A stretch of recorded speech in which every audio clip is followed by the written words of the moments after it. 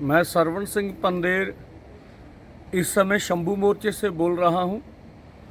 आज लगभग 390 दिन हो गए इस मोर्चे को चलते हुए और संसद का बजट इजलास का दूसरा बारी का सत्र शुरू हो रहा है। हम चाहेंगे देश की सत्ता पक्ष और विपक्ष किसान मजदूर की एमएसपी के ऊपर चर्चा करें कि उसका गारंटी कानून बनना चाहिए। C250% डॉक्टर स्वामीनाथन जी के फार्मूले के अनुसार और देश के किसान मजदूर को कर्ज मुक्त किया जाए। इसी के साथ साथ जो हमारी 12 मांगे हैं उनके ऊपर ध्यान दिया जाए। और जो मेरे पीछे आप दीवार देख रहे हैं जो 400 दिन से यहाँ खड़ी की गई है, इसने पंजाब और हरियाणा की आर्थिकता को तबाह किया है। व्यापारी, ट्रांसपोर्ट, आम जनता को तंग किया। इसकी भी चर्चा होनी चाहिए कि इन दीवारों को खोलकर रास्ता क्यों नहीं खोला जाता और हमें देश की राजधानी में जाके अपनी बात करने का हक भारत सरकार क्यों नहीं देती।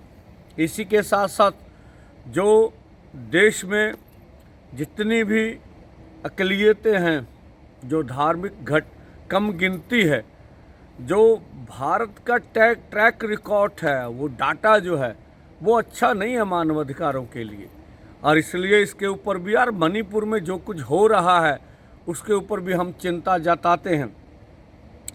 इसी के साथ साथ जिस तरह से पंजाब में आर्थिक संकट और देश के खेती सेक्टर में आर्थिक संकट बढ़ रहा है, देश की दिल्ली की सत्ता हो जिन्होंने देश के किसान मजदूर को कुचला है, और इस तरह से चंडीगढ़ की सत्ता ने भी पंजाब के किसान मजदूर लहर के ऊपर प्रहार किया है।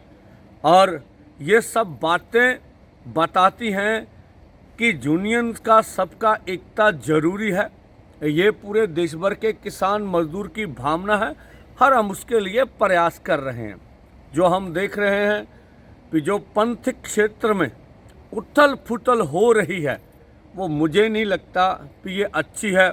जहाँ पर पंथक क्षेत्र है यहाँ पर आर्थिक संकट भी है, और जो कुछ भी हो रहा है धार्मिक क्षेत्र में उसके लिए दिल्ली की सत्ता तो खुश होगी। तो मैं कहना चाहूँगा जो भी पंथक क्षेत्र में निर्णय लेने वाली पंजाब में संबंधित पंथक क्षेत्र के जो अगुवा हैं उनको ध्यान रखना चाहिए कि जिस तरह से दिल्ली हमें मारना चाहती है, ये सब जो कुछ हो रहा है वो उचित नहीं। उसके ऊपर हम चिंता जताते हैं। और जो निर्णय लेने वाली श्रोमणी कमेटी की आंतरिक कमेटी है उनको लोगों की भावनाओं का ध्यान रखना चाहिए ताकि इसका सुखद हल निकल सके। धन्यवाद।